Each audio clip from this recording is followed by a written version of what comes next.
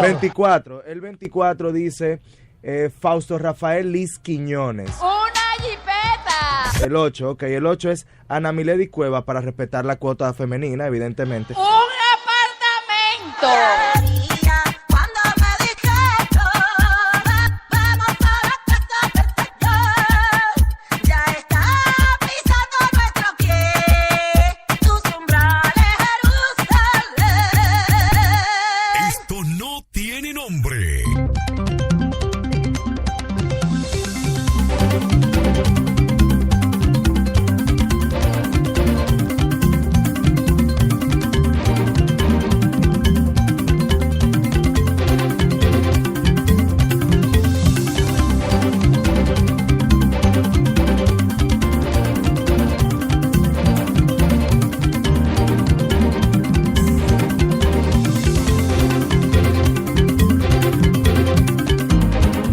Muy buenas tardes, bienvenidos a Esto no tiene nombre, bienvenidos al Puja, al Apriete, al Especule de la 1, bienvenidos a una semana donde nos falta un día y como siempre decimos quizá nos sobren dos.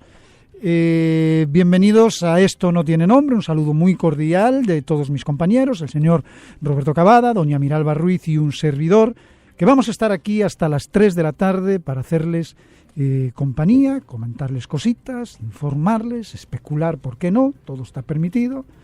Y sobre todo hacerles pasar un rato entretenido a la gente que nos sigue por televisión a través del canal 39, Coral, y a través del canal 8 de Tricón, a todas las otras personas y, por qué no, a la gente que nos sigue a través de la 97, la nota, esa gente que sufre de los tapones, de la recogida de los niños en el colegio, del trabajo en un vehículo. Para todos ellos estamos aquí 2 horas. Muy buenas tardes. Saludos, buenas tardes. Bienvenidos a Esto no tiene nombre.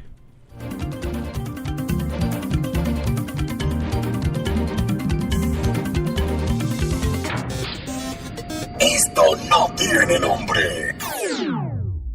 Ayer era el Día de la Constitución y lo celebrábamos dentro de un debate que no ha dejado nunca de estar presente. En el 173, aniversario de la proclamación de la primera Constitución, encuentra al país inmerso en el debate político que tiene a la Carta Magna como centro, debido a que cada sector la interpreta como le da la gana. Por un lado, el sector del presidente Danilo Medina en el Partido de la Liberación Dominicana estudia si incluir las primarias simultáneas con padrón nacional electoral, pues si eso viola o no el artículo 277 de la Constitución, mientras que la corriente que sigue al expresidente Leonel Fernández dice que sí. Por otra parte, una posible modificación de la ley sustantiva para permitir una nueva reelección del presidente Medina está en el debate público luego de que el expresidente de la Suprema Corte de Justicia, el don Jorge Subero Issa, afirmara que el mandatario puede optar por un tercer periodo con o sin modificar la Constitución. Según Subero, el gobernante puede apelar a una interpretación constitucional que le permita reelegirse basado en el principio de igualdad que establece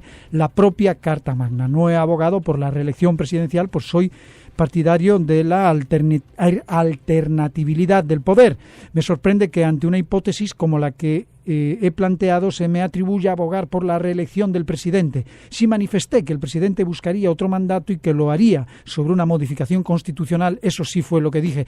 Tan solo presenté en ese caso una hipótesis y como tal debe de ser considerada y debatida, no con descalificaciones personales ni con atribuirme pretensiones que no tengo, dijo Jorge Subero Issa. Lo planteado por él, bueno, pues encontró una respuesta inmediata en Franklin Almeida, miembro del comité del PLD y cercano colaborador de Fernández. En su cuenta de Twitter le respondió a Subero: se pierden derechos ciudadanos. Arroba Jorge Subero Issa, el artículo 23 de la Constitución, el presidente con esa prohibición a reelección tiene vetos a ese derecho.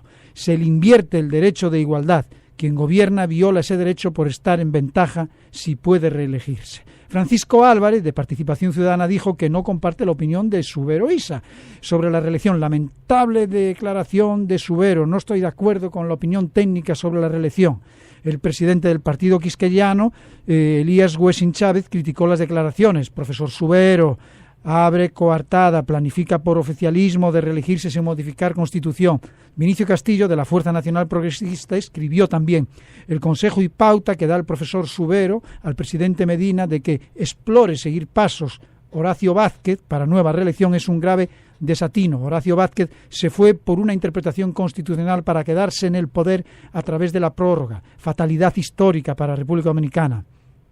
Y la advertencia de Rubén Maldonado también dijo que la sociedad dominicana no está preparada para un tercer mandato consecutivo de ningún presidente. Dijo que la reelección no solamente divide a lo interno de un partido político, sino a la sociedad en su totalidad, al tiempo de definirse como una persona antirreeleccionista de toda la vida. En fin, hay opiniones para todos los gustos. Este 173 aniversario de la proclamación de la primera Constitución nos agarra hacia este lado o hacia el otro lado, pero sobre todo, entre otros muchos temas, sobre todo en el tema de la reelección. Pero yo quiero saber qué es lo que opinan ustedes, el pueblo. ¿Qué te parece, Roberto? ¿Tú qué Muy dices? bien, vamos a ver qué opina la gente sobre este tema. A veces es un tema apasionado que genera encontronazos emotivos cuando debe ser un tema que se rija estrictamente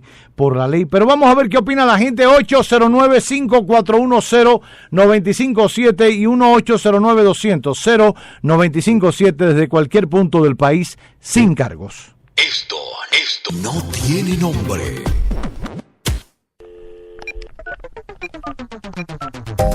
Cavada, Sí, tú sí eres un hombre tonto. es verdad. Aló, buenas tardes. Roberto, hay algo que me preocupa. Cuidado. Esto es algo que no tiene nombre. Ya que la justicia no actúa, vamos a formar un comando de la resistencia para acabar con la corrupción y fusilar a esa gente. ¡Ey, ey!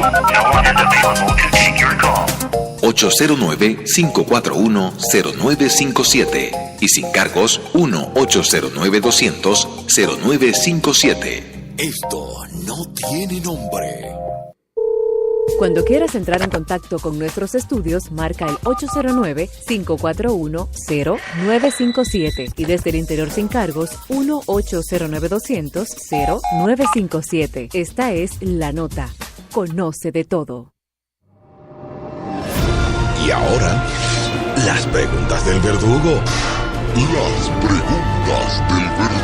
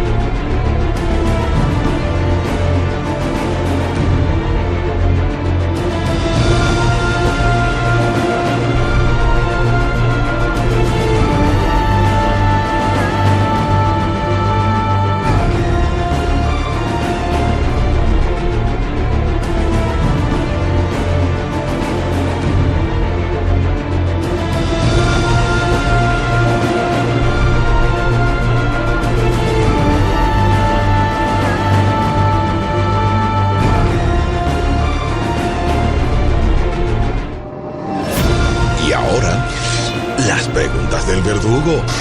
Las preguntas del verdugo. La gente como que está cansada de que le preguntemos tanto el tema de el presidente Medina modificaría la Constitución, ¿está de acuerdo con que la modifique para quedarse? Señores, si las reglas del juego se modifican a cada rato, conveniencia de cada uno, estamos entonces en lo mismo de siempre, ¿no? En un disparate. La Constitución es la Constitución. Claro, la Constitución no es una letra muerta, pero en siendo 73 años que la Constitución se haya reformado 39 veces. Y la mayoría de las veces a conveniencia del presidente de turno, ¿no? No, y las 32, y de las 39, 32 para modificar el tema de la reelección. No, hombre, no, es que eso no, o sea, eso no puede de ser 39 veces, 32 para el tema de la reelección. Las otras 6... Y fíjate que yo lo digo, independientemente, que me parece una exageración, independientemente de que el presidente de turno merezca estar 4 años más o no, independientemente de que haya hecho buen o mal gobierno, el hecho de modificar la Carta Magna, que es la ley de leyes, a conveniencia de lo que sea, en este caso para el tema de la reelección, pero pudiesen mañana modificarlo para otra cosa, que no pasa, para otras cosas no la suelen modificar tanto. Imagínate que ahora en España, con el caso que hay de Cataluña, de repente España se tenga que plantear para poder complacer a 2 supuestos millones de votantes. No, pues como los 2 millones de votantes ahora no quieren, hay 2 millones de personas en aquel lado que no quieren pues la monarquía y quieren ser república, pues entonces vamos a consultar a toda España, vamos a consultar si modificamos la Constitución para complacer a esas personas, que ya eso no se lo plantean. Claro. Ojo, y no están cerrados a una posible evolución de la Constitución y de una posible modificación, pero no se puede hacer dentro de un marco de la conveniencia de alguien en particular. Eso se plantea cuando eso no está sobre el tapete, cuando esa modificación no se está haciendo a la franca para tratar de satisfacer a alguien o de encajar un puzzle, que es lo que pasaría en esta situación. Entonces, por eso digo que modificar la Carta Magna, ya independientemente de que sea porque Danilo se quiera reelegir o no, que a lo mejor Danilo, es verdad, fíjate, ahora tiene un 51 y pico % de respaldo. De respaldo. Habría que ver si eso se traduce en votos. Pero ok, una persona con Marcha Verde, con todos los ataques del mundo, que tenga un 51 es una barbaridad. Con caso de Brecht. Es caso, sin ningún otro candidato a la vista, con ese porcentaje de valoración, pues a lo mejor todos tienen razón. Dice, pues a lo mejor lo que conviene es que siga Danilo. Pero ese es un motivo suficiente para cambiar la Carta Magna. Entonces pensemos quizá en decir, pues vamos a dejar eso abierto, vamos a hacer una última modificación a la Constitución y dejemos eso abierto. No le pongamos límite a los periodos. Ya no le ponemos límite, nos ahorramos eso y por lo menos vamos a estar respetando más la Constitución. Lo que pasa es que siempre el análisis parte de lo primero que criticamos. Nos pasamos la vida criticando a falsos profetas en la tierra, liderazgos de no sé qué tipo, patriarcado que nos gusta, caudillismo que al final nos gusta, porque en verdad, y aún con todo lo que significó el PRI, tantos años en el poder, 71 años en el poder en México, y todo lo bueno y lo malo que hizo, pero a nadie se le ocurría del PRI, cuando terminaba su periodo, decir, no, sigo ahora, vamos a cambiar esto. No, bueno, hubo una dictadura de partido, pero al final era una decisión soberana del pueblo. ¿Por qué? Porque independientemente, estamos hablando de México, pero independientemente, porque las políticas sociales se hacen al margen de las personas, porque los partidos tienen su ideología, tienen su visión como partido de cada tema en materia educacional, en materia de salud, en materia de aborto, en materia de lo que sea. ¿Qué te quiero decir con esto? Que si hay una política coherente a nivel de partido de cada uno de los temas, no importa quién sea el presidente, porque el presidente se va a ocupar del día a día. La estrategia como partido está trazada por el partido. Y esa es la que hay que cumplir, no el librito personal de cada quien. Usted podrá manejar las formas de cómo ejecutar esa política y esa estrategia partidista, porque el que está en el poder es un partido al margen de las personas. Cuando lo veamos así, no importará los periodos de cada presidente. Usted puede decir, bueno, un presidente puede estar 2 años consecutivos y nunca más. Un presidente. Pero el partido puede seguir, si lo hace bien, si es consecuente, si es coherente. ¿Usted me entiende? Si no hay trampas, si las reglas están claras, porque yo le digo una cosa, en Estados Unidos,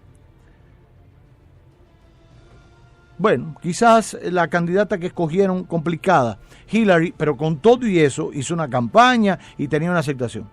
De confirmarse que Rusia participó de una situación interna dentro del proceso para catalizar el voto y beneficiarlo a favor de Donald Trump. Que eso es lo que nosotros llamamos aquí injerencia externa de los asuntos internos, externa en los asuntos internos de un país. En nuestro caso está contemplado también en nuestra Constitución. Claro, y Código Penal y todo. Ahora, de no haber ganado, de no haber perdido Hillary Clinton, el Partido Demócrata seguía al margen de las personas y era otro grupo que no tenía nada que ver con Barack Obama, pero era el partido.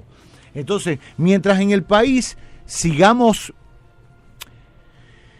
haciendo lo que criticamos, que es endiosar a las personas, que es convertirlas en imprescindibles, y nadie es imprescindible, para nada, en nada, entonces no importará la reelección, porque dependerá de la gente, y entonces, si le quiere dar la oportunidad, terminó un mandato un presidente de 4 años, mire, hasta aquí, pero usted quiere que el partido siga, bueno, pues escoja usted un buen candidato, etcétera, etcétera. Por eso siempre he dicho que con el tema, y esto me lleva a otro tema, que es el de las primarias abiertas o cerradas, a mí me parece que no es propio de una democracia partidista que a su convención interna, donde va a elegir su candidato, el que va a representar los intereses de ese partido ante la nación, lo decidan gente de otro partido o quizás hasta partidista, porque la oportunidad que tiene esa gente para castigar a mi candidato o favorecerlo es en unas elecciones generales. Pero primero lo decido yo, porque no es lo mismo. Claro, esto se ha cualquierizado y ya el Partido Reformista Social Cristiano es igual al PRD, igual al PRM, igual al PLD. Ya no hay ideología, todo es un disparate. Pero en buena lid, lo que hay es que hacer es eso. Mire, la política de su partido, la concepción de la sociedad de este partido, que es de izquierda, que es comunista, que es social cristiano, que es socialdemócrata, es esta. Y el candidato que nosotros vamos a escoger en esta convención responde a esa visión de sociedad, y por eso la escogemos entre nosotros. Porque no puede ser que entre socialdemócratas venga un social cristiano a escogerlo. O sea, es un análisis elemental y primario. No sé, podrán llevar a la Constitución. Cristóbal Rodríguez ayer, el otro día trató de convencerme de eso, porque la Constitución... ¿No lo logró? No, a mí no, yo no creo, no. Los partidos se forman, es como un club. Tú tienes un club, el Club de los Prados. No es verdad que va a venir la gente del Club Naco a votar por la directiva del Club de los Prados. Son directivas diferentes, dígale a la gente del Country Club, donde van los ricos, si van a ir allí la gente del Club Los Prados a dirigir y a decidir quién es el próximo presidente del Club de Santo Domingo, ¿cómo se llama? Del Country Club. Mentira del diablo, nadie va a eso. Nadie, ni lo van a permitir. Y el partido es igual. Sobre todo porque el partido al final escoge candidatos, figuras que van a representar su ideología y su política social en diferentes puestos, ya sea regidor, ya sea alcalde, ya sea lo otro. Y hablaba ayer con una persona, un amigo, y me decía, mira, yo el tema de la reelección al final creo que ni merece tocarlo, porque es que ya el Tribunal Constitucional no puede declarar inconstitucional una cosa que es de la Constitución. O sea, no es verdad. O sea, tú puedes someter, y está muy claro en la Constitución cuando tú convocas a un referendo o a una cosa, para qué cosas, y no se contempla el tema de la reelección. Entonces no hay manera. A veces pienso que es hasta una cortina de humo. No creo que el profesor y doctor Jorge Subero Isa se preste para crear cortinas de humo a cosas incluso más esenciales en las que no se ha pensado. En el año 2020 habrán 2 momentos de elecciones. Uno que será en febrero para escoger los alcaldes y regidores, y otro que será en mayo para escoger los senadores, diputados y el presidente y vicepresidente de la República. En febrero son las elecciones, al mes se juramentan los nuevos alcaldes, y si hubo, o sea, estamos hablando febrero, marzo, en marzo se juramentan, abril la campaña para el presidente, y en mayo ya se elige. Si hay un problema en una alcaldía de las tantas que hay en el país, hay que repetir la elección. En una. Hay que repetir la elección en esa alcaldía, en ese municipio, en ese distrito, en esa, lo que sea. Pero se va pegando más a la elección general de mayo. Fíjate el entuerto. Pero ese no es el problema. Ese no es el problema. El problema es que el que asuma la presidencia o la alcaldía en cualquier municipio, en cualquier lugar, en marzo, va a tener todo el presupuesto del mundo porque empezó el año y va a tener su presupuesto. Si es el que sea, del PLD o del PRM o del PRD o del PQDC, el que sea, va a coger todo ese presupuesto, se lo va a chupar para hacerle campaña a su candidato, porque él tiene dinero y está en el poder. Óyeme cómo va este juego. Y nadie piensa en eso. Nadie piensa en eso. Porque además, como importa un bledo la ley de garantías electorales, importa un bledo la ley de partido. Entonces nos vamos a ver ante esa realidad, entre alcaldías que cuestionen el proceso y lo sometan para repetirlo. Se van a cruzar con las generales. Pero el que se posesiona un mes antes, el propio candidato de su partido, dígase, Leonel Fernández, va por el PLD, y en Cancalarreina o Cancalarrana, el alcalde nuevo es PLDista, con un presupuesto lo va a llamar. Mira, hace falta que tú, compañero, la campaña, que hasta ahora ha estado parada porque allí había un PRMista, asuma su rol histórico. ¿Cuál es su rol histórico? Entonces ya tú sabes lo que va a venir ante este disparate que hay. Y eso es tangible. Por eso digo, la reelección. ¿Tú crees que ellos no pensaron todo eso? Ah, no bueno, entonces si lo hicieron para la trampa, cerremos esto. Y cambien la constitución. Y no, lo que yo digo, dejémosla abierta. Claro, al final la vida le seguirá dando la razón a Joaquín Balaguer. Ajá. La constitución es un pedazo de papel.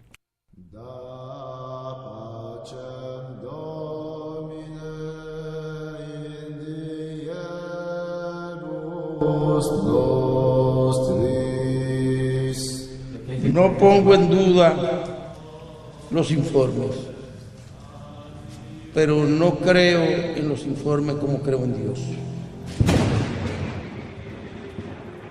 Porque no cree en la justicia, no cree en el abogado y no cree en los jueces. ¿Qué solución le queda a usted? Fuñirme, pero por eso es que estoy haciendo todo lo posible por irme de aquí, de este país.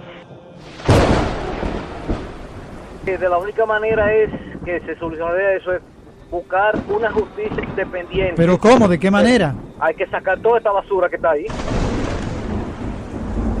Aún con toda su farsa, penalidades y sueños fallidos, el mundo es todavía hermoso. Sé cauto, esfuérzate por ser feliz.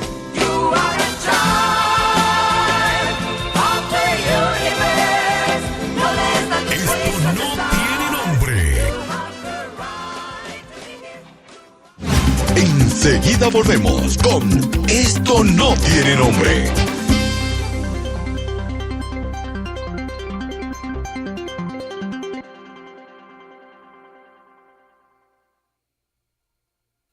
Llévate tu vehículo ahora, recibe una cuota gratis y comienza a pagar en enero. Te garantizamos las condiciones de feria que se anuncien. Autoferia Popular del 30 de noviembre al 3 de diciembre. En el parqueo de la Torre Popular y en más de 30 dealers a nivel nacional. Banco Popular, a tu lado siempre.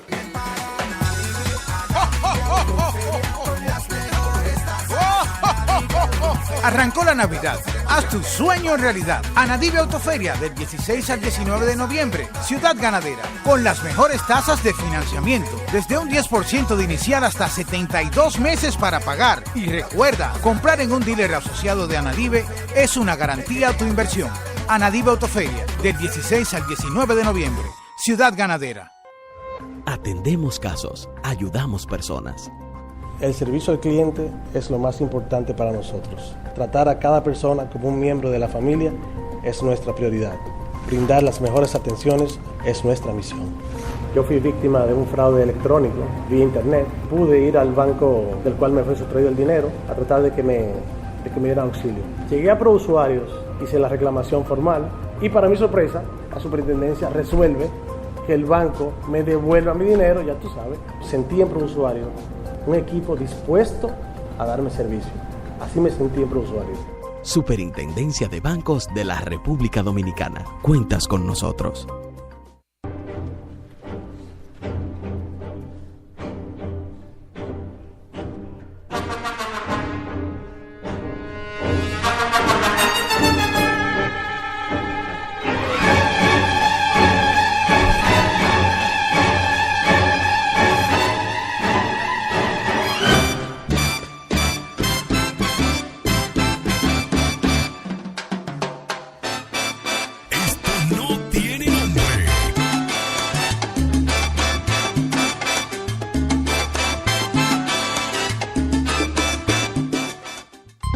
Sigamos disfrutando de Esto no tiene nombre. Esto no tiene nombre.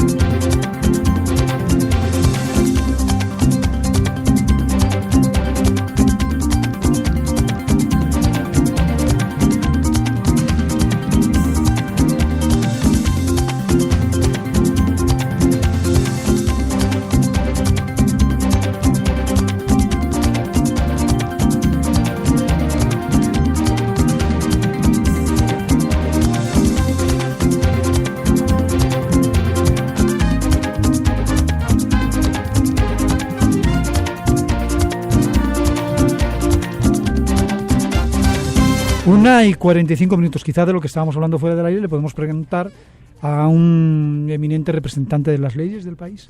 Sí, vamos a ver, ahorita lo tratamos, puede ser.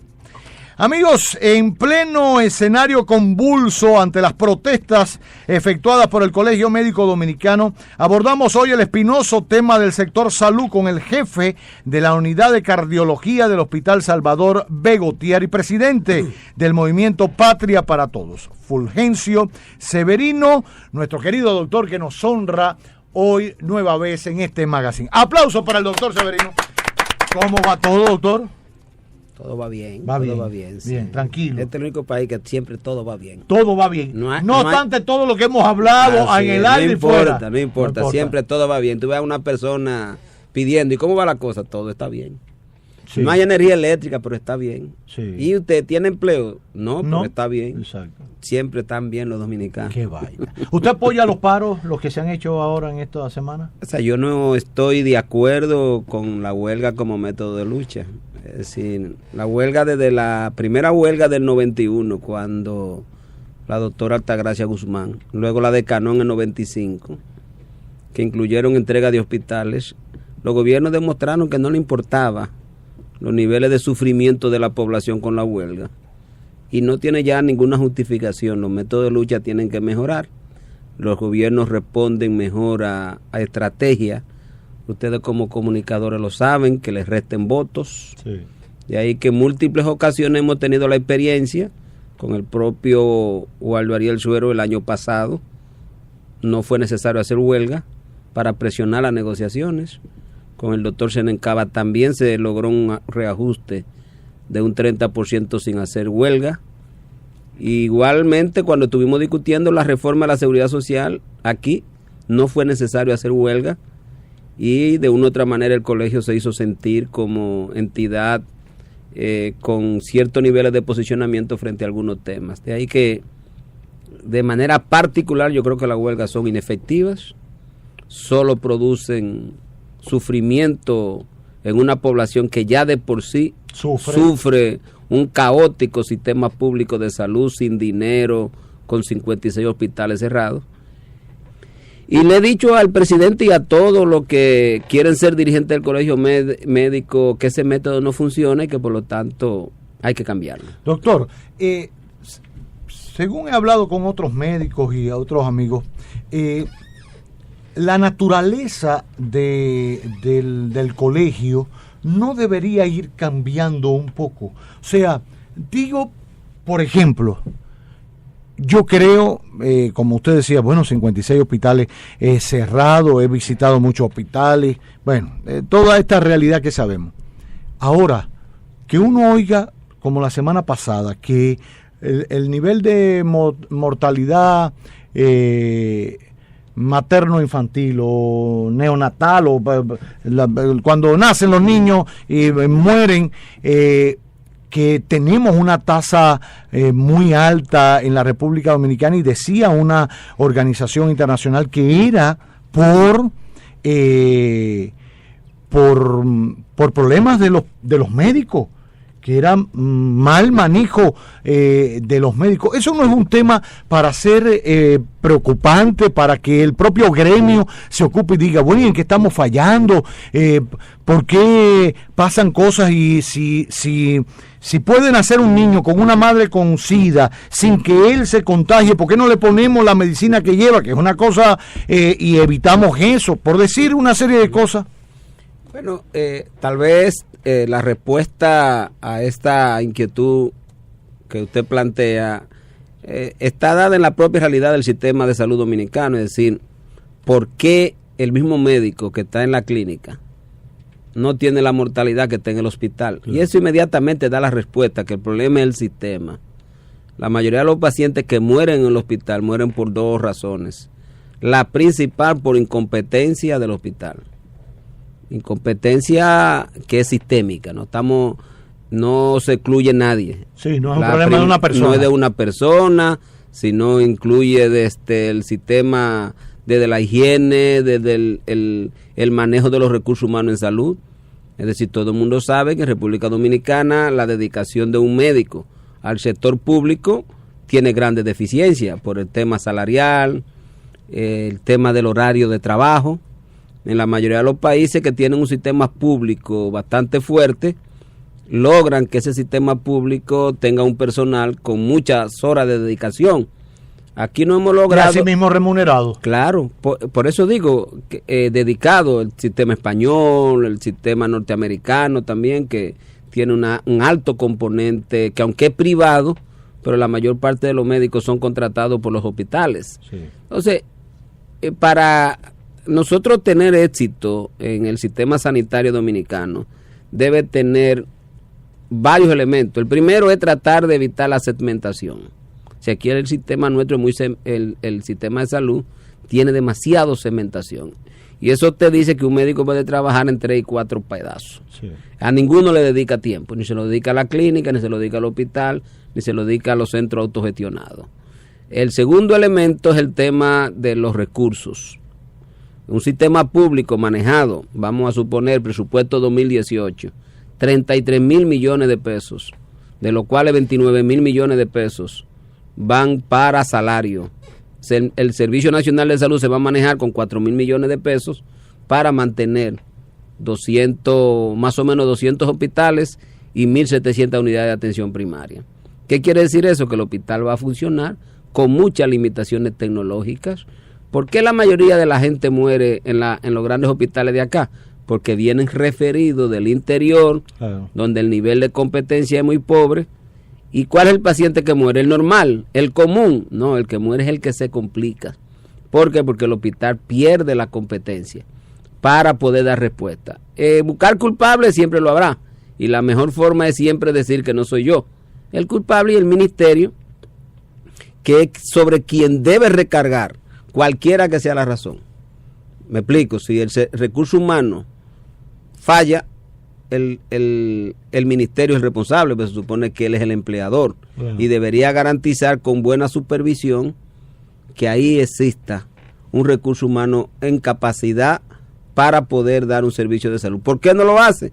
Porque tendría que pagar. Aquí hay gente que no trabajaría en el sector público bajo ninguna circunstancia, porque con un salario de 43,000 pesos no van a tener ningún personal con niveles de preparación dedicado el tiempo que hay que dedicarle. Te pongo un ejemplo: una mujer va a parir a una clínica privada y esa hora de parto se puede durar 4, 5 y 6 horas. Sí. Pero bueno, al médico le dan 15, 16,000 pesos por ese parto, se puede dedicar.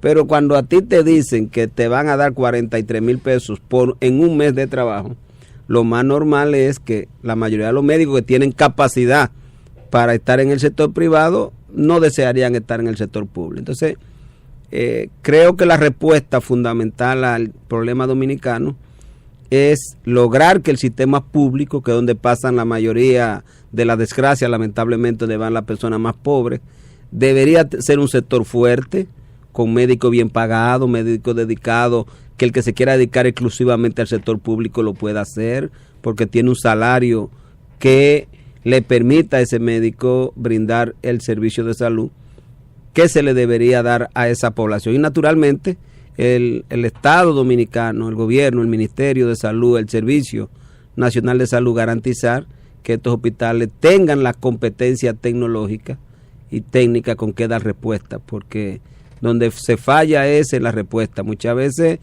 te pongo un ejemplo, ayer me llaman de Santiago, un paciente tiene un accidente en una comunidad de Santiago, su vehículo choca con no sé si era una motocicleta o qué, con un animal, creo que era un caballo, termina con un trauma cráneoencefálico, en estado de coma, lo llevan a Santiago, le hacen la cirugía, pero no hay un ventilador donde meterlo. Es decir, entonces la pregunta es, ¿a dónde lo mandamos? El otro hospital que hay es el Hospital del Seguro Social, el Estrella Ureña, tampoco tiene ventilador, y me llamaban los familiares a ver qué se podía hacer. Es decir, un sistema sin respuesta frente a los casos graves, que son regularmente los que casi siempre terminan lamentablemente falleciendo cuando se pudo hacer algo. No quiere decir que el caso grave no muera, porque mueren en toda parte. Claro. Pero lo que es malo en República Dominicana es que mueren sin respuesta. Usted siempre ha sido un crítico de las administradoras de riesgos de salud y del sistema en general de seguridad social en nuestro país. ¿Lo sigue siendo? Sí, ¿lo claro. Ha ido convenciendo la realidad de lo contrario o no? No, es que no hay posibilidad de... La única posibilidad que yo tengo de adaptarme al sistema de la ARS es que en República Dominicana se tomara la decisión de un pago administrativo fijo y que ellas reduzcan el gasto administrativo para que tengan beneficios. Ningún sistema puede funcionar de manera adecuada cuando los beneficios dependen de que yo te quite. En el médico puede darse que los beneficios del médico se den porque yo te dé más, pero siempre en salud es preferible darte más. Lo que es malo es quitarte. Claro. O sea, que yo te indique un procedimiento que no sea invasivo, en el caso mío de cardiólogo, un electrocardiograma, un ecocardiograma, que tú no lo necesites, tú recibes más beneficios de que yo te lo haga. Ahora, lo que es malo es que yo te lo indique y no te lo haga porque el asegurador, si tú no te lo haces, ese beneficio. Entonces, República Dominicana obligatoriamente, si va a mantener el sistema de ARS como intermediaria, está obligada obligada para que ese sistema no colapse. Mira, ya estamos en 1.013 pesos con 62 centavos el per cápita. Eso quiere decir que un trabajador pobre ya no va a poder tener a su papá y a su mamá afiliados, pero tiene que pagar él. Mientras más suben el cápita, menor posibilidad hay de que se tengan los adicionales. Y esas intermediarias obligatoriamente hay que controlarle el tema de que sus beneficios provengan de negar servicio, porque muchas veces uno indica un procedimiento y si tiene un nombre diferente es el mismo procedimiento, pero el médico, como no conoce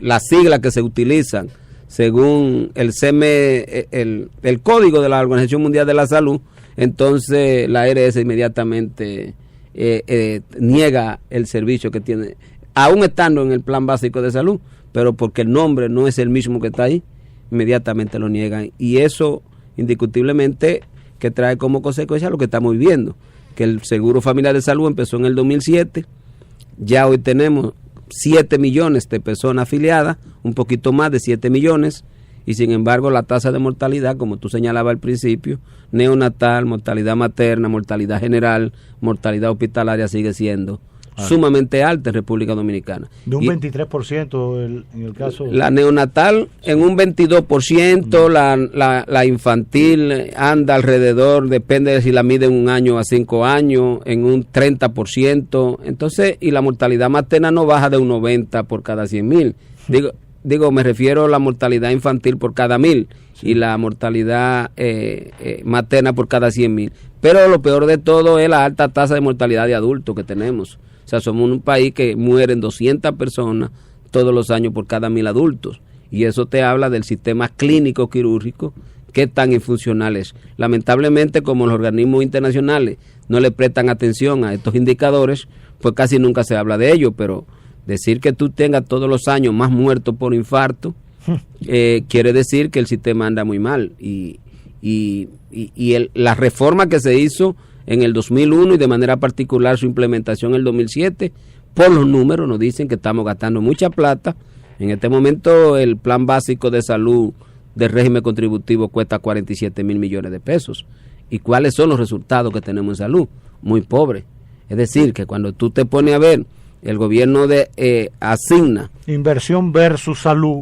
Tú dices, bueno, el que ha fracasado es el sistema contributivo privado, porque el público, el gobierno para 7 millones de personas más un 20% de los contributivos, estaríamos hablando de casi 8 millones de personas, el gobierno asigna 33,000 millones de pesos para atender 3 millones de personas, entonces ellos disponen de 46,000 millones de pesos. Es una desigualdad, un desequilibrio desde el punto de vista de financiar la atención del que más puede versus el que no puede, el que menos puede, que nos dice a nosotros que el primero fue el que fracasó, porque es el que tiene mucha plata y no ha tenido los resultados que uno esperaba. Ya. Doctor, muchísimas gracias. Gracias por venir. Bueno, a ustedes. ¿Cómo va su especialidad? ¿Cómo van los corazones en este país? Bueno, ya sabe, siempre uno lamentando mucho que para el Ministerio de Salud Pública todavía las enfermedades del corazón no importan. No importa. Sí. El palpitar suyo, usted que es cardiólogo, ¿qué le dice? ¿Se reelige Danilo o no? Que eso no tiene nombre. Enseguida volvemos con Esto no tiene nombre.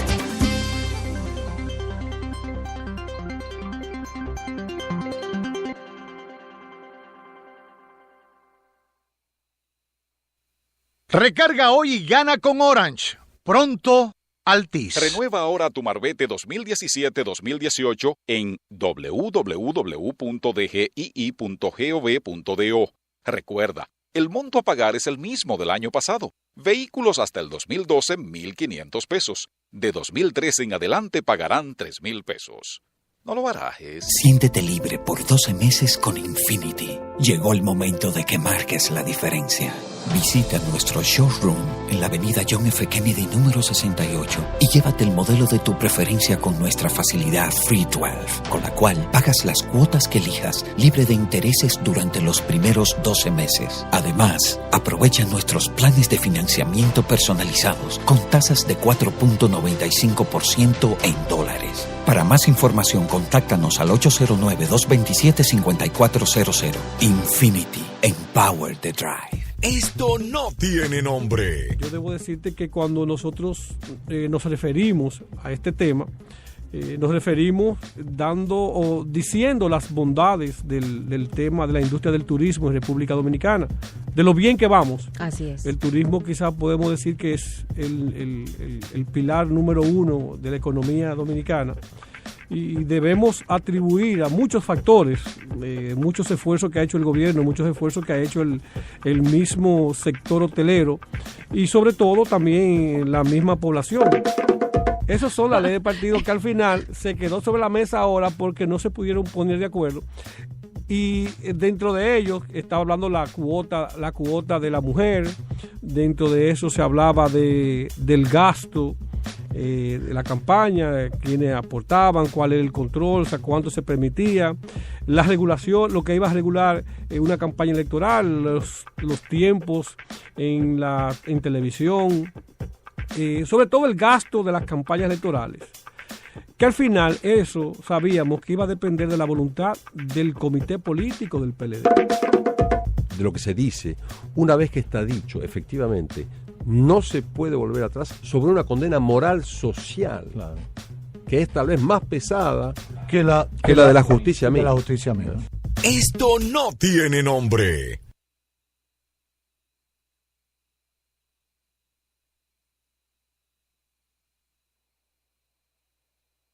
Si deposito pa' mi gente, la tarjeta y el impuesto pago, la recarga me la gano, en mi subagente cerca de aquí al lado. Realiza tus transacciones bancarias en tus subagentes cerca Banreservas a nivel nacional y podrás ganar recargas de Orange, Viva o Claro para que hables o navegues en tu celular y un premio final de 50,000 pesos. Banreservas, el banco de los dominicanos. Oye la nueva. En Orange están regalando hasta 40 gigabytes al activar un plan postpago para que todo el mundo entienda. Para los jugadores de bingo, N40. Para los racing, de 0 a 40 rapidísimo. Para las saloneras, Rubio 40. Para los cantantes, como la canción 40 gigas. Ven hoy mismo a Orange y busca tus 40 gigas de internet gratis por 2 años al activar un plan postpago. Tu vida cambia con Orange.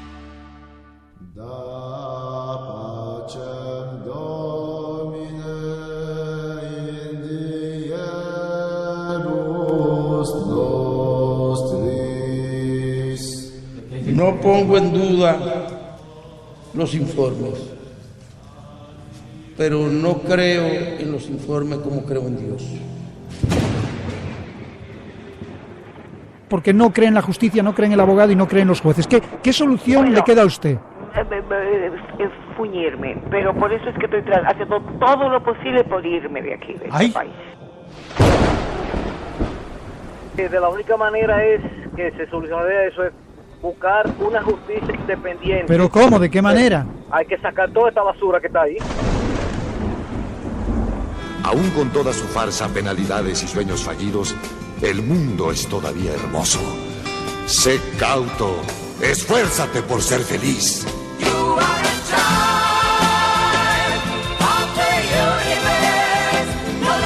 Esto no tiene nombre. Sigamos disfrutando de Esto no tiene nombre. Esto no tiene nombre.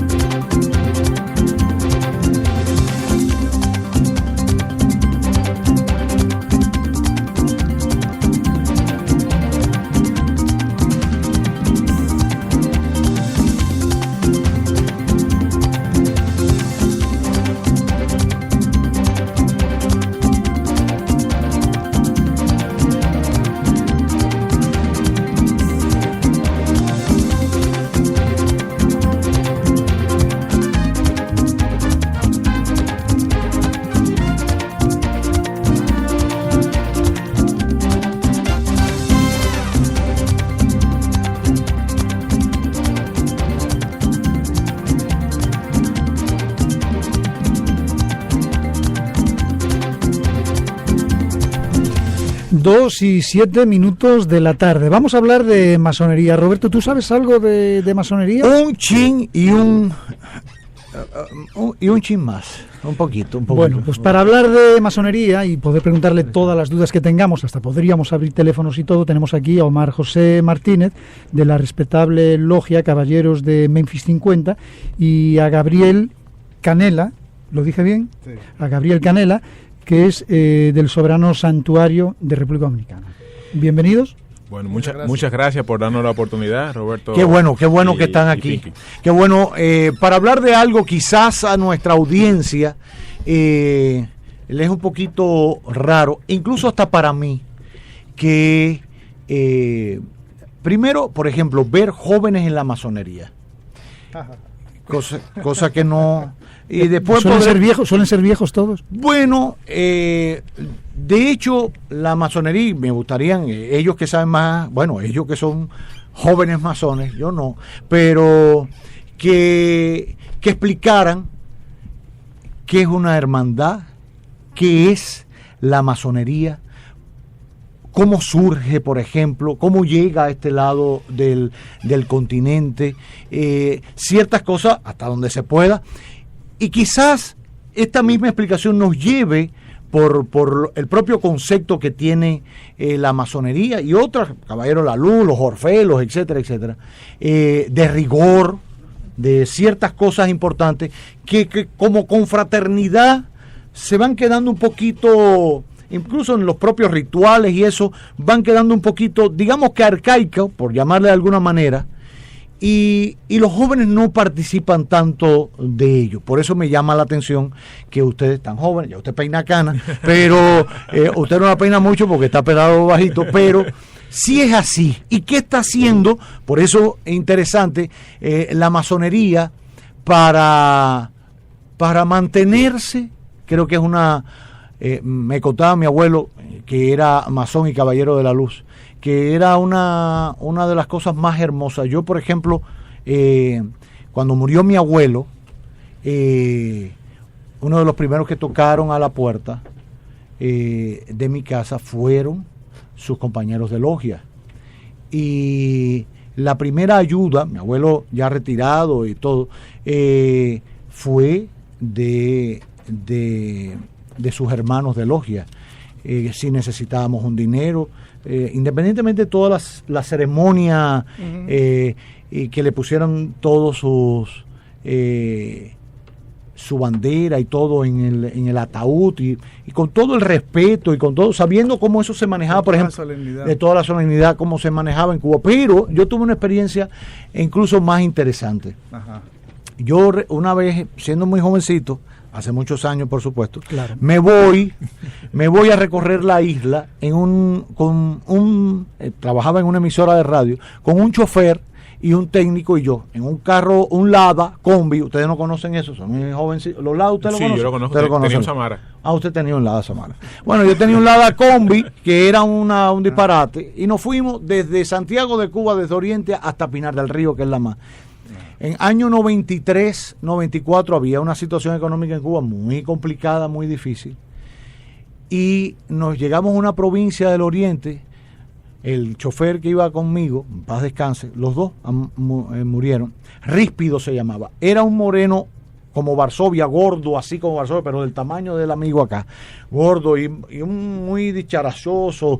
Era babalao en la parte de la religión yorubá y era masón. Que no hay contradicción en eso, nada ahí. Y yo de buena primera me pongo a trabajar, a hacerme entrevista, y cuando regreso veo a Ríspido en el portal de una casa, en pleno campo, tomándose un vaso de leche. Y yo lo llamo y le digo: concho, Ríspido, tú sabes la situación económica como está, como un vaso de leche en Cuba en ese momento, y sigue siendo, es una cosa... de una vaina que te den un vaso de leche era que me lo quitaban, no es que había otro allí para mí, era que yo estaba, el único vaso de leche que podía haber en la casa, yo lo estaba compartiendo con una persona que había llegado en el medio del campo, de la nada. Y Rípido ahí me explicó: son hermanos de logia y aquí estamos en su casa. nos trataron, que yo me emociono al hablar de eso, porque se trataba de compartir lo único que tenían con unos desconocidos que habíamos llegado ahí. Unos toques en la puerta y era suficiente para abrir. Así de sencillo. Excúsenme toda la introducción, pero para que vean un poquito que me interesa el tema y quisiera que la gente también le interesara. Bueno, yo voy a coger las más fáciles y entonces se las voy a pasar al hermano las otras. Pero primero tengo que defender mis canas. Apenas son 40 años. No, pero usted es un bebé viejo. 6 de julio del 77. Canceriano, mucha honra. Yo 4 de julio del 71. Nos llevamos entonces bien, 2 días. Son unos bebés. Bien. Son unos bebés. Se ven muy acabados los dos. Frente a uno de 51. Pero con canas. Bueno, con canas. Bueno, de todos modos, pues nada. Vamos a empezar básicamente a definir lo que es la masonería. Exacto. La masonería no es más que una institución, una fraternidad de carácter iniciático, esotérico, filosófico, filantrópico, que busca el perfeccionamiento del hombre a través de las enseñanzas que ella misma aporta, a través de los principios y virtudes, para entonces poder evacuar ese hombre en un estado un poquito mejor a la sociedad y poder hacer los cambios que pueda meritar tanto dentro de su seno familiar, dentro de sus profesiones o dentro de la sociedad en sentido general. Eso es básicamente lo que es una definición bien sencilla. ¿Dónde surge la masonería? La masonería nace realmente, la masonería especulativa, ¿no? Sí. Porque estamos hablando de que hay una masonería operativa, que eran los canteros, porque el nombre viene de las personas que picaban o tallaban las piedras, que hacían las catedrales. Esos eran los masones operativos, que estaban en Inglaterra. Luego ya, el 24 de junio de 1717, en el periodo del siglo de las luces, la época de la Ilustración, siglo entonces, XVIII. nace entonces lo que es la francmasonería, como que llamamos nosotros masonería especulativa.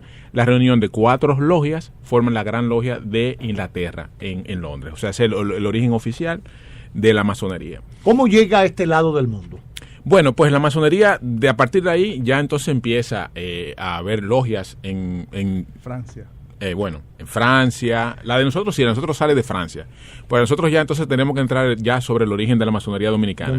Luego de que la masonería nace y se forman las independencias en Estados Unidos, claro, a través de que grandes masones como George Washington, Benjamin Franklin y otros masones más que estuvieron en el proceso de independencia, pues para nadie es un secreto que también hubo mucha ayuda de Estados Unidos a lo que fue la Revolución de Francia, ¿no? Claro. Benjamin Franklin estuvo por allá. Ya luego, entonces, a través de Francisco Miranda, que todo el mundo lo conoce, también fue un masón, es quien se dice que inicia incluso a José Martín, claro, de Cuba, inicia a Simón Bolívar y a San Martín, que fue el otro que hizo la independencia en Argentina y claro, de esos sitios. Entonces, llega a esta parte y entonces entra lo que fue una masonería por Francia, porque por el mismo tratado de Basilea que existía en ese momento, pues Francia tenía parte de la isla y entra una masonería francesa. Ya luego, en un periodo, sigue lo que es una masonería española, hasta que nosotros ya entonces nos emancipamos de los 22 años de esa ocupación haitiana y entonces podemos hablar ya de una masonería dominicana. Pero antes de eso es bueno destacar que Juan Pablo Duarte fue masón. Exacto. Fue masón y fue iniciado en la logia La Constance Union, que era una logia de carácter de origen francesa o haitiana que existía en ese momento, y entonces se dice o se entiende que Duarte pues tomó mucho de lo que fueron las consignas, ideas y principios masónicos de libertad, igualdad y fraternidad, para entonces, así mismo como otros, inspirarse en ese proceso, vamos a decir, emancipador. Yeah. Entonces, Duarte, la Trinitaria, de hecho, es una réplica de lo que claro, serían logias lautaras, que eran logias que existían en América del Sur, donde pues se utilizaron como un mecanismo de poder llevar a la formación a las personas y pudieran despertar lo que era la conciencia de ese ciudadano sobre sus derechos. Yeah. Básicamente las logias sirvieron en ese momento, y todavía lo son, como escuelas de ética o laboratorios de lo que son los deberes y derechos de la persona. De hecho, el sistema republicano que tenemos podemos decir que nace de ahí. Aunque no podemos decir que la masonería estuvo detrás de eso como una institución, pero sí todos los grandes masones que estuvieron por ahí y que bebieron de la fuente masónica, sí hicieron cambios y transformaciones en la sociedad. Así es. Entonces, la masonería nace en ese momento y ya entonces, después que ya estamos hablando de la República, podemos empezar a hablar de masonería dominicana ya a partir de que se crea la Gran Logia de República Dominicana, quien el gran maestro fue Tomás Bobadilla y Briones, que fue presidente de la República entre marzo y junio de 1844 de la época de la Primera República. La Gran Logia que está... El arzobispo Portes, 554, esquina La Carrera, que nuestro gran maestro actualmente es Ramón Osiris Blanco y el gran secretario es Hugo Paulino. Me dicen que el techo abovedado o algo de esa Gran Logia tiene unos cuadros de Zanetti. Es una logia particular que las tiene. La Zanetti era masón, sí, y era como un pintor específico de Trujillo en aquella época. Exacto. Entonces él, cuando llegó al país, le pintó unos cuadros a una logia que se llama Cuna de América número 2. Ya, no es la Gran Logia. No es la Gran Logia. Yo creo que ese edificio no estaba ni siquiera construido para esa época. Porque esa logia es más vieja que la Gran Logia. Madre mía. Dígame algo, porque para los oyentes y televidentes han hablado de gran maestre, secretario. ¿Cómo se estructura una logia? Para que la gente tenga una idea. Vamos a ver. ¿Cómo se estructura? ¿Cómo se forma? No, ¿cómo se estructura? ¿Quién? Por dentro. ¿Cómo se arma? Exacto. Hay un presidente, hay un vicepresidente, hay secretario, alguien lee. Se reúnen cada cuánto tiempo, de que se hablan en las reuniones, todo ese tipo de cosas. Recogen cotizaciones para mantener la logia, hacen recaudaciones. ¿Cómo es? Bueno, la logia primero, ¿qué es? Es un grupo de individuos que tienen un criterio afín. Entonces se reúnen cuando ellos lo han decidido un día a la semana, tal vez cada 15 días, y se reparten responsabilidades. Una logia mínimo la rigen 7 maestros masones, que es en tal caso como sería un presidente, que para nosotros sería un venerable maestro. Un venerable maestro. Que sería un secretario, un orador, un primer vigilante y un segundo vigilante. Exacto. Que eso viene siendo como primer vicepresidente y segundo vicepresidente, más o menos para que podamos entender. Hay un maestro de ceremonias. Que incluso, alguien me comentaba ayer, escúchame que te interrumpa, yo le decía que era un masón que estaba dormido, que esa distribución que hacen del venerable y los dos secretarios, al final es de donde se bebió para la división de los 3 poderes del Estado entre ejecutivo, legislativo. Exacto. Un poquito, te dije. Dale, sigue ahora. Nada, la logia se reparte en esa oficialidad. Hay más oficiales de por sí.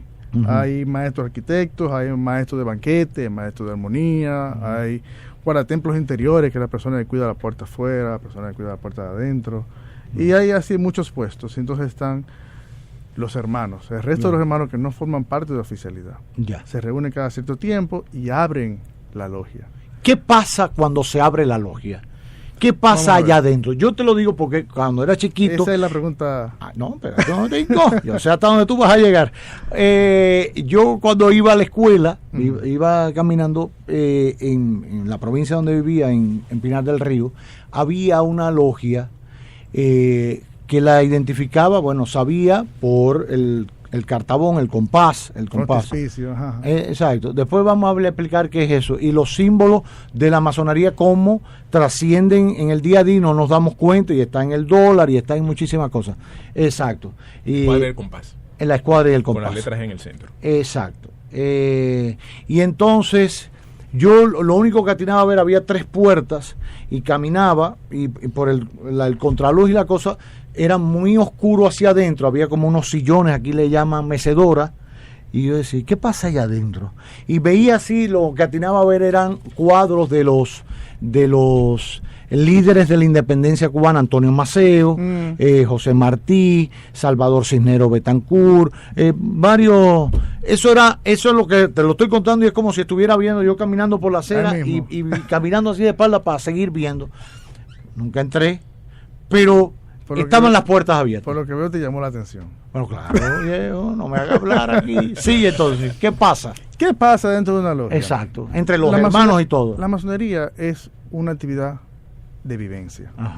Uno aprende a vivir con los hermanos, El concepto de llamarse hermano tiene un aprendizaje de por sí. Exacto. Uno entra en una logia buscando, la masonería busca individuos buenos para ser los mejores. Para ser los mejores.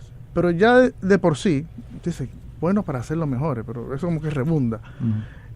Un individuo que quiere mejorarse a sí mismo, busca sencillamente, ¿qué puedo aprender para ser mejor?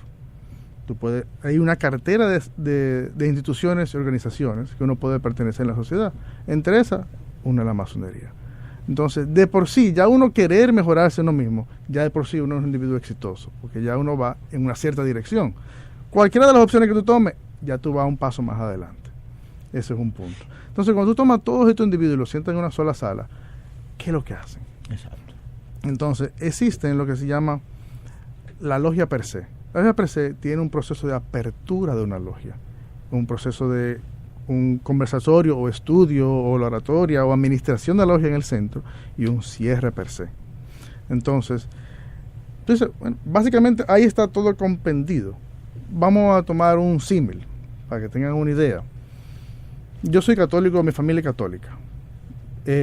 Cuando uno va a la iglesia tiene un proceso de abrir la iglesia, claro, de todo el proceso católico, sí, tanto para empezar como para salir, y un contenido en el centro. Es lo mismo en masonería. No hay ninguna cosa súper secreta, ningún misterio, pero es parte del proceso. Entonces ese proceso es por en masonería, y cada quien toma un papel. Ya. Bueno, como ven, al final es una fraternidad, una congregación de hombres, y hago el hincapié en el hombre. ¿Por qué no mujeres? Bueno, yo puedo ir avanzando, lo podemos completar. Sí. Básicamente, la masonería sí acepta mujeres. Lo que pasa es que va a depender de la obediencia. La obediencia a la cual nosotros pertenecemos está pues reconocida por la Gran Logia de Inglaterra, y es lo que tradicionalmente se llama como masonería regular o masonería dogmática. Hay otras obediencias que se conocen como masonería liberal o masonería irregular, donde entonces pueden existir lo que son las logias mixtas, que trabajan hombres y mujeres, o mujeres específicas solamente. ¿Cómo que se llama la de las mujeres? Son masonería liberal o adogmática. Entonces, ¿qué pasa en el caso de nosotros que solamente somos una fraternidad, de que solamente aceptamos hombres? Bueno, pues yo entiendo que es un asunto, como digo yo, pues de libertad, en el hecho de que, bueno, nosotros pues tenemos nuestros requisitos básicos y decidimos pues trabajar entre nosotros como una fraternidad. Yo siempre pongo un ejemplo muy clásico, que es el siguiente. Pues los fines de semana a veces tú puedes estar casado con tu esposa y de repente tú quieres irte un viernes pues con Pinky a ver una película o a tomarse una cerveza, y de repente tu esposa quiere salir con sus amigas. Claro. O sea, ese momento es un momento de hombres, es un momento de mujeres. Pues lo mismo pasa con las logias. Pues hay momentos en que los hermanos quieren pues estar entre hermanos para discutir algunos temas, y asimismo tienen el mismo derecho las mujeres pues a pertenecer también a logias donde ellas trabajen solamente como ellas quieran trabajar. Yo digo que es la libertad, la capacidad de elegir. O sea, no que nadie me imponga, sino sencillamente que yo elijo donde quiero estar. Entonces siempre pongo como ese ejemplo, y realmente la masonería como tal, nosotros, las masonerías regulares, reconocemos a la mujer, porque estamos hablando de que son escuelas de ética, de deberes y derechos, y ya luego cuando la mujer adquiere su derecho en el siglo XIX, nosotros siempre hemos sido parte de eso. Ahora bien, ¿qué sucede? Nosotros en la masonería regular tenemos lo que se llaman cuerpos apéndices, como se llaman uno, que se llama Estrella de Oriente, exacto, en donde ahí están las mujeres solas. Hay otros que se llaman Raymond Girls. O sea, hay muchos cuerpos aparte que trabajan solamente mujeres, que es donde normalmente están las hijas de los masones o las esposas de los masones, y trabajan junto con nuestra masonería regular. Lo que pasa es que todavía en el país nosotros no lo tenemos, pero en Estados Unidos ocurre esto, en Francia y en otros lugares. ¿Qué ha mantenido la masonería con el tiempo? ¿En qué se ha renovado? ¿Vale la pena renovarse? No. Hoy hablan aquí, y les digo con sinceridad, primera vez que entrevisto a unos masones en un medio público. Qué bueno. Qué bueno, claro.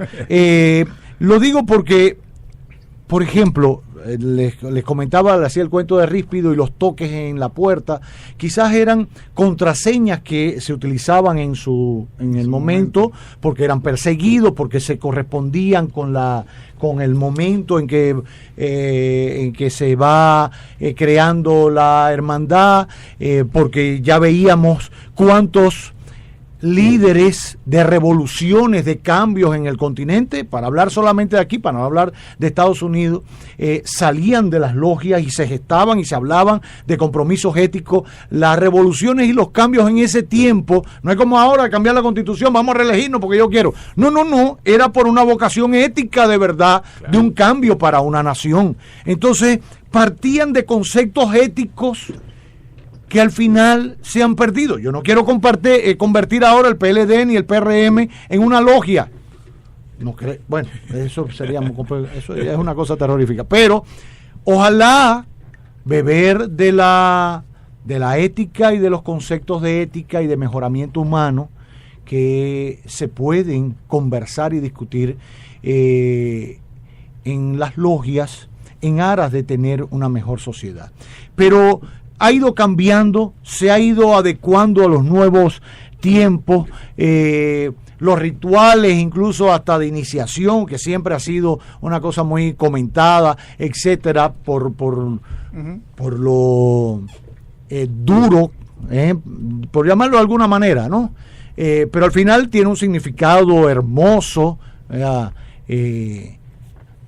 de llegar desprovisto de todo, dispuesto a entrar a la vida como debe de ser.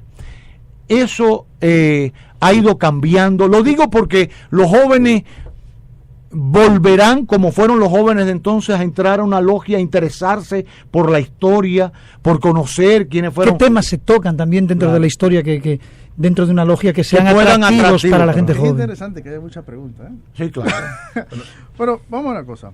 Primero, ¿quiénes buscan la masonería? Primero, yo quisiera mejorarme a mí mismo. ¿Cómo lo hago? Yo quisiera aprender, alguien que me dé una guía de cómo mejorarme un poquito más. ¿Cómo tú llegaste? ¿Tu papá, tu abuelo era masón o mira, porque oíste hablar? Yo a los 25 años, yo tengo ahora mismo 38. A los 25 años sencillamente, un chima para atrás. Mi papá es masón. Era masón en los años 80 y atrás. Y yo siempre veía a papá entrando en una logia y conversando, y los hermanos, y para aquí y para allá. Y yo, bueno, ¿qué es lo que es eso? No sabía de eso. Bien, gracias, ahí quedó todo. Entonces, estamos hablando de que uno, ¿qué? Más de 10 años después, sencillamente, un día se me metió la masonería en la cabeza. Papá, ¿qué es lo que era ese asunto donde ustedes iban una vez, que se reunían? A mí como que me llama un poquito la atención. Pero mira qué interesante, mi hijo. Pero si tú quieres, ve a tal sitio y pregunta allá. Y yo, bueno, ¿dónde que era? Yo me recuerdo que yo iba, mira, en tal dirección, tal, te pregunta por fulanito. Y yo fui, ¿qué es lo que hacen ustedes? Yo quisiera enterarme un poquito. Así llegaste, así. Mi papá venía aquí, sí. Sí, pase, con mucho gusto. ¿Quién es su papá? Sí, yo lo conozco. Ese fue hermano mío en una época. Venga, pase. Y de ahí en adelante, ya pasaron 15 años. Madre mía. Entonces, primero. O sea, muy joven. Jovencito. 25 años. Claro. Hay hermanos que empezaron mucho más temprano. Más jóvenes. Claro. La edad mínima para ser masón son 18 años. Sí. ¿Por qué? Porque es la edad donde la sociedad te declara mayor de edad y tú puedes decidir por ti solo. Ahora, entrar a la masonería te ha quitado algo de tu juventud. ¿Tú dejaste de ir a fiestas, de enamorarte, de ver una película? Para nada. No, de hecho lo que me hace, lo que da mucho hacer la masonería es que te ayuda a cuestionarte a ti mismo. Eso que tú eres, ¿es lo que tú quieres ser? Eso que tú haces, ¿realmente es lo que tú quieres hacer? Entonces uno se hace una serie de preguntas internas. Dice, cónchale, pero espérate. En aquella época, 25 años, yo voy a un bar con los muchachos y nos sentamos y queremos bailar y las chicas que yo en realidad quiero un trago. O yo me estoy pidiendo porque tú me tienes uno en la mesa. Que son preguntas un poquito aéreas, pero son preguntas muy personales. Entonces, sí, mira, yo lo pedí porque... pues entonces, si tú no lo quieres, no lo pidas. Por ejemplo. Y así, le voy aumentando en la vida y viviendo las circunstancias y todo, uno se va preguntando muchísimas cosas que uno hace porque los demás lo hacen. ¿Ha evolucionado la masonería con los tiempos? O sea, en pleno siglo XXI, hablamos de que la masonería, al menos la que conocemos que llegó... exacto, siglo XVIII, siglo de las luces, etcétera, 1717, ni hablar remotamente de internet, ni de iPhone, ni de nada de esta locura. Sin embargo, sigue la masonería. ¿Cómo subsiste la masonería en medio de toda esta modernidad que a veces lo que te hace es distanciarse cada vez más de cosas esenciales y medulares de la vida? Bueno, yo entiendo que es algo, de cierta forma, esto es vivencial. Yo realmente invito a las personas que quieran interesar o conocer un poco más, pues nosotros estamos en el Templo Azul de la Gran Logia de República Dominicana. El teléfono es 809-682-4173. Ahí pueden buscar a la respetable logia Caballero de Memphis número 50. Y ahí nosotros tenemos normalmente, siempre estamos ahí todos los jueves a las 7 p.m., tenemos lo que son charlas de instrucciones a lo profano, que así llamamos a las personas que están... Que no son iniciados. Exacto. No por un asunto despectivo, sino porque profano significa etimológicamente antes del templo. Exacto. O sea que todavía no ha cruzado el umbral masónico. Exacto. Ahí podemos darle muchos detalles. Pero volviendo y retomando tu pregunta, realmente, ¿por qué la masonería subsiste? Bueno, porque cuando uno entra y ocurre y pasa ese proceso iniciático que habíamos hablado ahorita, ese proceso esotérico, pues se le siembra a uno lo que es la semilla del libre pensador. Y ese proceso de libre pensador, yo siempre he dicho que es como un despertar de su conciencia, que se utiliza en el mismo proceso del ceremonial. Luego las enseñanzas masónicas a través de toda esta simbología o alegoría, entonces tienen un carácter importante a lo interno de esa persona, cuando esa persona despierta. Es bueno destacar eso porque los alemanes tenían dos clases, o los filósofos, cómo descubrían lo que era el proceso de despertar o de iluminación. Los alemanes le llamaban una parte, se llamaba el Aufklärung, que era el despertar a través de la razón. Esa es una forma. Y había otro, que es el despertar normalmente espiritual, que utilizan algunas corrientes religiosas, que se llama en alemán Erleuchtung, que es un despertar ya más espiritual de otra forma.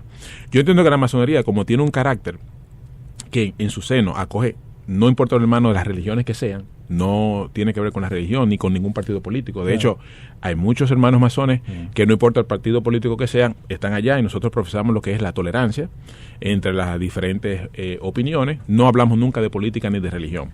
Entonces, ese carácter como armónico, con esa regla que tenemos, no permite ese crecimiento interno y hace, entiendo yo, que los hermanos, cuando empiezan a vivir ese asunto, como digo yo, ético, moral, de lo que son las reglas, el respeto a las normas, a las leyes, a la Constitución, nos volvemos un poco hasta rebelde internamente, ¿no? Con los pegados a las normas, a las leyes, lo importante que es la equidad, la igualdad entre nosotros. No te cuestionas a ti mismo antes de dar un paso, tú dices, y esto es lo que yo debo hacer. Principalmente, que es lo que decía el hermano. ¿Por qué? Porque las condiciones de un filósofo es el cuestionarse, el dudar, y la curiosidad, que es lo que te permite a ti la búsqueda de la verdad. Explícale, los masones son buscadores de la verdad. Antes de concluir, estamos hablando con dos jóvenes, tiene 40 y 38. Tienen celulares, tienen de todo, no estamos hablando de gente rara ni nada de eso que viene aquí con camisa de fuerza y nada.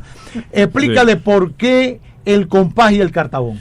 Bueno, rápidamente, la simbología nosotros no podemos como decirla mucho vamos a decir algo básico, ¿no? Sí, exacto. Lo que podemos decir, evidentemente, estas alegorías... ¿Por qué mantienen cosas en secreto? Bueno, la masonería no es secreta ya, es discreta. O sea, hay cosas que como tiene un carácter esotérico, si cogemos la palabra etimológicamente esotérico, es algo íntimo. Sí. Es algo que se desvela a alguien que todavía que está iniciado. Exacto. Entonces, esta simbología tiene una enseñanza interna, pero rápidamente te contesto. La escuadra es la rectitud, representa para nosotros la rectitud.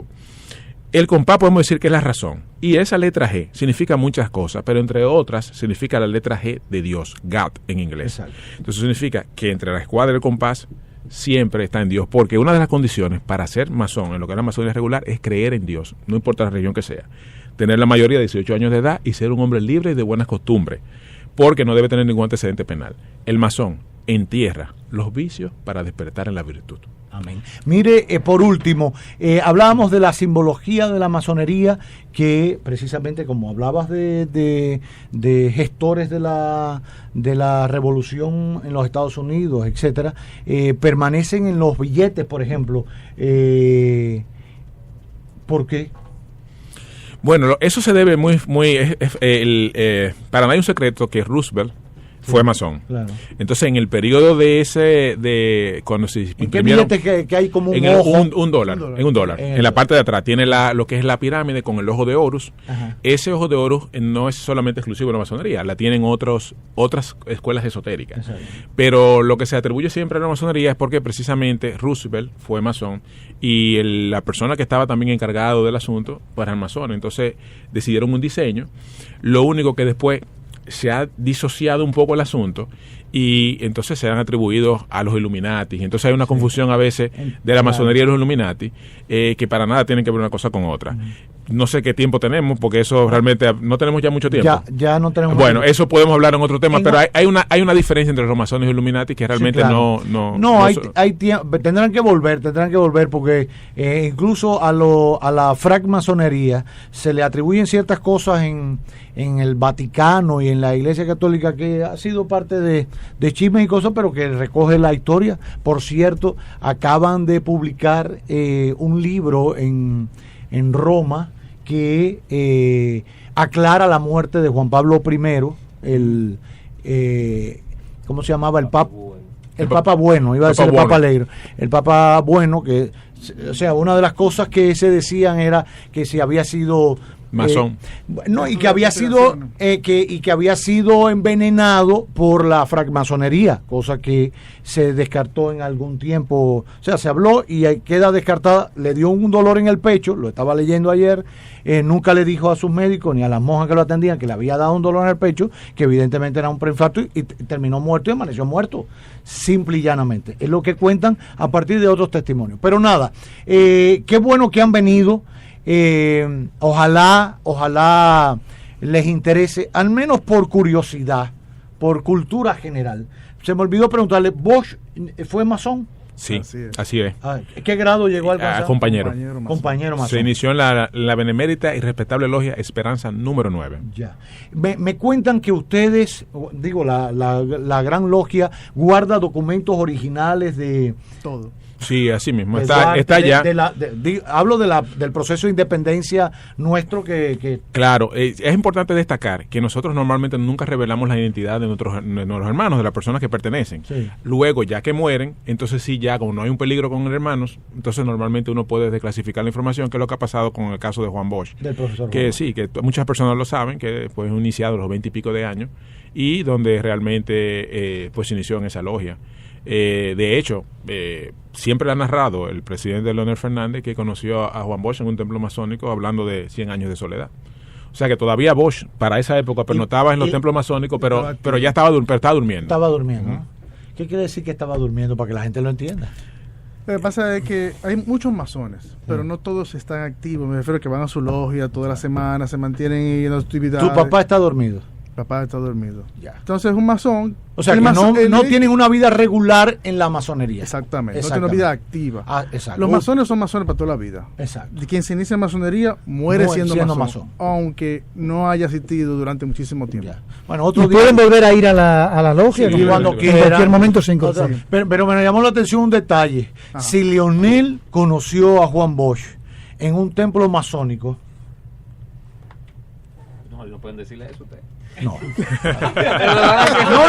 Yo para saber por dónde va la cosa. ¿Quién le dio vela en este entierro a este hombre? A ese señor de ahí atrás. Leonel está vivo. Bueno. No, ya tendrá eso que aclararlo él. No, muchos de los puntos que tú tocaste ahorita. Ajá. Sí, la masonería tiene mucha gente joven. Porque hay muchos jóvenes que están pensando diferente. Qué bueno. Necesitan responder preguntas. Exacto. Y que no le encuentran respuesta en un partido, ni en una fiesta, ni en una... Exactamente. Exacto. Al final de todo, como joven, uno debe buscar respuestas en todas partes. Exacto. Entonces, ahí tú puedes encontrar algunas respuestas. Sales y busquen otro, y busquen otro, y busquen otro. Es el proceso de buscar. Claro. El concepto que masonería se enseña mucho es aprender a ser libres. Libre de conceptos, libre de ideas. Y ese sentido de libertad a mucha gente no le conviene. Quiero que decía, Osho decía que a la sociedad no le conviene un hombre libre, le conviene un hombre callado, tímido y sin mucho sumiso conocimiento. y esclavo. Exacto. Déjelo ahí. Gracias por venir. Gracias, qué buen tema. Ojalá aquellos que nos han sintonizado se motiven, vayan a lo busquen en Facebook, que lo busquen en internet. Y busquen la dirección, no, pero exacto, las logias nuestras acá en la República Dominicana, y la visiten en el momento que lo encuentren pertinente para conversar de estos temas. Nada es obligado en la vida. Si usted encuentra que ahí comienza a haber respuestas a muchos de sus temas, pues tendrá una oportunidad para tener nuevos hermanos. Es así. Gracias en este magazine que sí tuvo nombre. Enseguida volvemos con Esto no tiene nombre.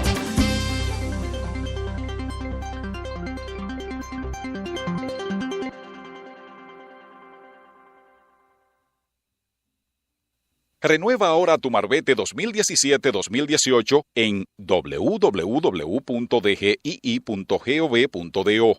Recuerda, el monto a pagar es el mismo del año pasado. Vehículos hasta el 2012, 1,500 pesos. De 2013 en adelante pagarán 3,000 pesos. No lo barajes. En Senasa celebramos el aniversario 15, brindándote nuevas oportunidades para alcanzar lo que sueñas. Senasa, día a día, trabajando para ti. La confianza de nuestros clientes es nuestra fuerza. United Capital logró colocarse en el primer lugar en el programa de creadores de mercado del Ministerio de Hacienda al transar más de 38.700 millones de pesos en el 2016. Porque en United Capital, nuestros números hablan por nosotros. United Capital, puesto de bolsa. Esto no tiene nombre. Oye, como tú lo quieras, tú eliges a tu manera.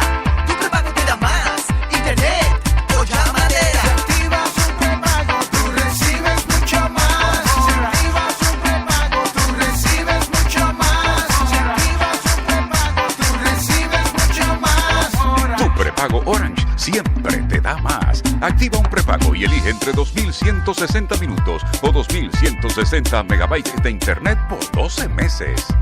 Tu vida cambia con Orange. Siéntete libre por 12 meses con Infinity. Llegó el momento de que marques la diferencia.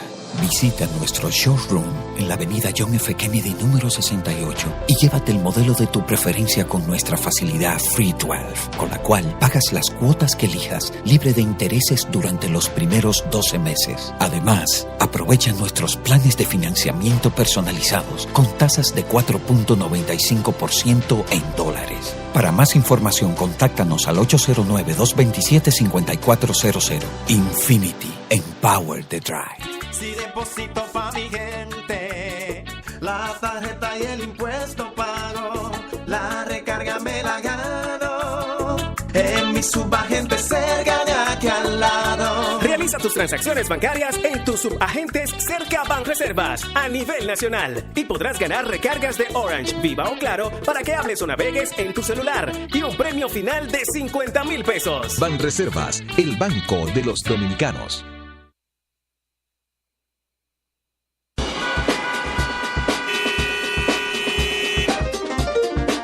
Esto no tiene nombre.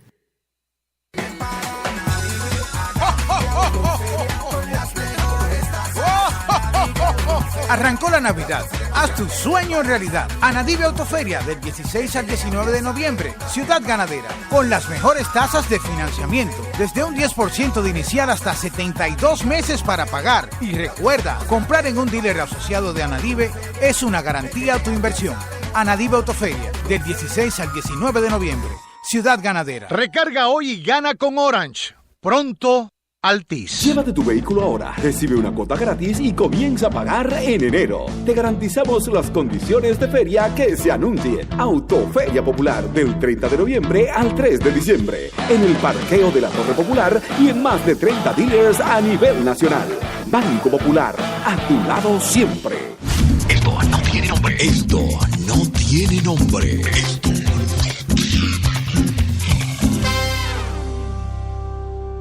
Renueva ahora tu Marbete 2017-2018 en www.dgii.gov.do.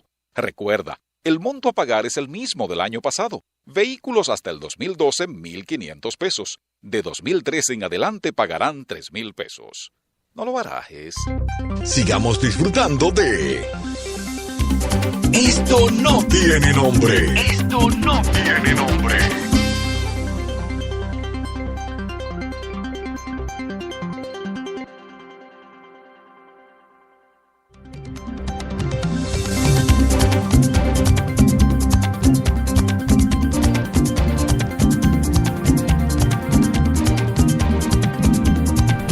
Dos y 46 minutos, y de la masonería nos vamos a otro tema, ¿no? El Foro Forbes reunirá a los gurús de las materias que permitirán a las empresas superar los desafíos de los nuevos tiempos. Así, en un mismo espacio se van a dar cita los genios que están capitalizando los beneficios de la tecnología para resolver los grandes problemas de la humanidad.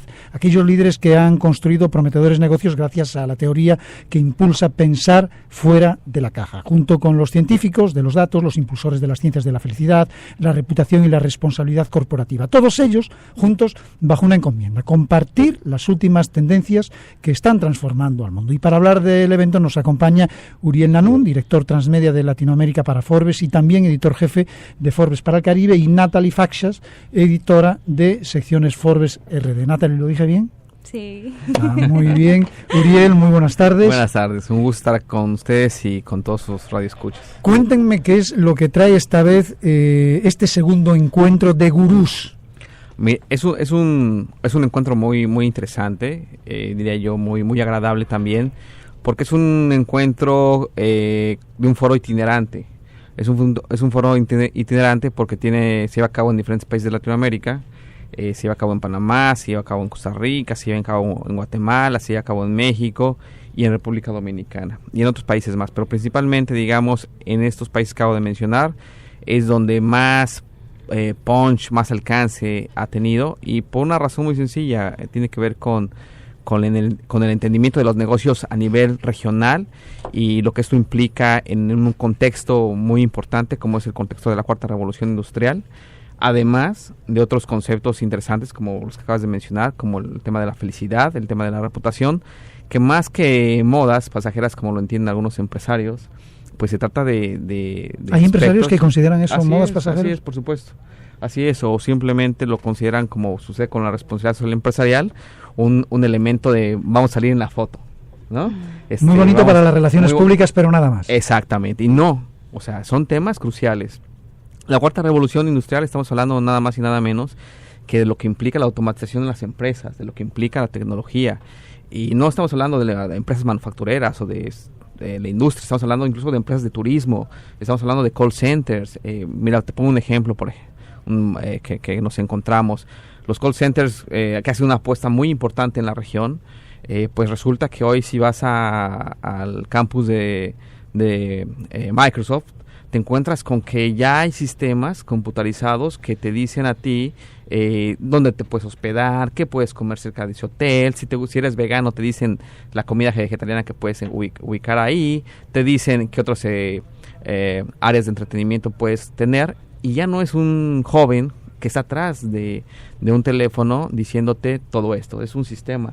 ¿Y esto qué implica? Pues implica beneficios para muchas empresas, pero también grandes contrastes, como es el desempleo. Y están los empresarios, desde el punto de vista del conocimiento que ustedes tienen como editores especializados en este tema, ¿ustedes consideran que los empresarios latinoamericanos, y casi me voy más a lo concreto, los dominicanos, están abiertos a todo este tipo de tendencias en todo este aspecto? Yo te diría que no todos, sin temor a equivocarnos. Nosotros tenemos ese acercamiento permanente y hay algunos que son muy conscientes, incluso hay futurólogos aquí muy reconocidos con los que trabajamos de la mano, pero hay empresas que están muy alejadas de estos temas, y sobre todo las empresas familiares dominicanas.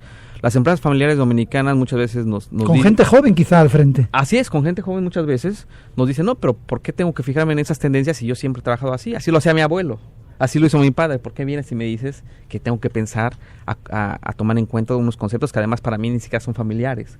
Entonces ahí viene la gran disyuntiva y la gran ruptura que puede haber, porque si no entienden esos temas, si no los toman en serio, pues simplemente el día de mañana, cuando se enfrenten a una realidad que ya la estamos viendo cada vez más global, más regional, de mayor intercambio de conocimiento, innovación y también comercial, pues podemos, el empresario dominicano se puede dar contra la pared al verse desprotegido, digamos, ante un periodo como es en el que no se están tomando las previsiones necesarias. Entonces el foro viene un poquito a complementar y tratar de abrirle un poquito los ojos, me imagino, a todos los empresarios en este aspecto, ¿no? Totalmente. Y ahí, Natalie, si quieres comentar acerca de con qué mesas vamos a estar. ¿Qué contenido? Vamos al contenido. ¿Qué contenido traemos para esto?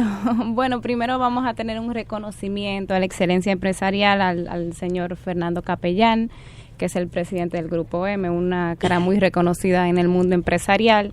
Y también le estaremos haciendo una entrevista sobre su empresa, sobre su liderazgo, sobre cómo un poquito modelar ese liderazgo hacia la audiencia. Y tendremos un primer panel que se llama Descodificando al empresario del futuro. El segundo panel tiene de título Hacia una región próspera, la tarea del empresariado. Y el tercer panel, que básicamente reúne a un grupo de emprendedores, se llama Disruptores de República Dominicana, una nueva generación. Entonces ahí podemos mencionarte nombres como, por ejemplo, bueno, ya mencioné a Fernando Capellán, que estaremos haciendo la entrevista, pero también estará César Dargam, que es el vicepresidente ejecutivo del CONEP ahora, Circe Almanzar también, que es la vicepresidenta ejecutiva de la IRRD. También tendremos a ver quién más, qué nombre, a Sumaya Cordero, que es directora general de Caribbean Cinema, y un poquito hemos tratado como de hacer mesas y de tener un poco de equilibrio de personas que de alguna manera sí forman parte de ese grupo empresarial que está disrumpiendo, que está haciendo esas cosas que ahora mismo necesita el empresariado para poder mantenerse y sobrevivir. ¿Qué fechas, qué horas, qué tiene que hacer la gente para poder participar de este foro? La cita es el 9, este jueves, a partir de las 2 de la tarde. Sí, estamos a ley de 2 días para eso, en el JW Marriott será. Y nosotros tenemos un cupo limitado para las personas que quieran ir, que las boletas están a las ventas en nuestras oficinas, se pueden comunicar con nosotros al 809-732-5568. Las boletas tienen un costo de 1,500 pesos más impuestos. Y también en las redes sociales, revista Forbes RD, ahí también tenemos todas las informaciones y la forma de cómo comunicarse con nosotros. Es un precio muy económico para un foro de estas características, con todas las personas que tú acabas de mencionar, y además abriéndote la puerta a los secretos para ser un empresario próspero en el futuro. Así es. Es una buena inversión, considero, Yo ¿no? creo que es una buena inversión, es ponerte al tanto de dónde debes de colocar tu empresa. Y si eres un CEO, si eres si tienes un puesto de directivo, pues también te sirve a ti, porque te dice, mira, por aquí va la competitividad en el futuro, y a ti te sirve para estar preparado para hacer frente a esa competitividad. Y también, añadiendo algo a lo que ha dicho Natalie, nos va a acompañar Gonzalo Alonso, un conferencista muy importante a nivel Latinoamérica, que trabajó en Google Latinoamérica, trabajó en Walmart para Latinoamérica.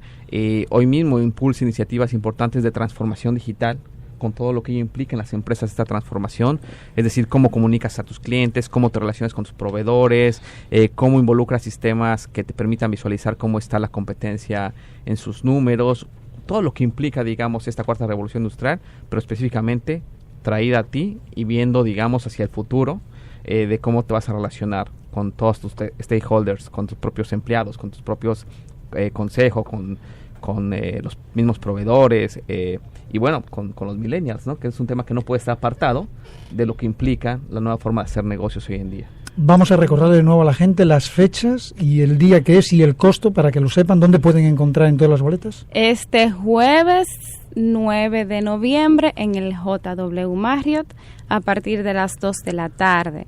Nuestro teléfono es el 809-732-5568. En ese teléfono nos puedes contactar. Las boletas están a 1.500 más impuestos. Y en las redes sociales, revista Forbes RD, también pueden tener esta información ahí como de primera mano. Natalie, muchísimas gracias. Uriel, de verdad, muchísimas gracias. Al contrario, gracias a ustedes. Señores, no se muevan. Las 2:55. ¿Nos vamos ya, Roberto? Nos vamos. Pues nada, mañana volveremos en este mismo punto del dial que no tiene nombre.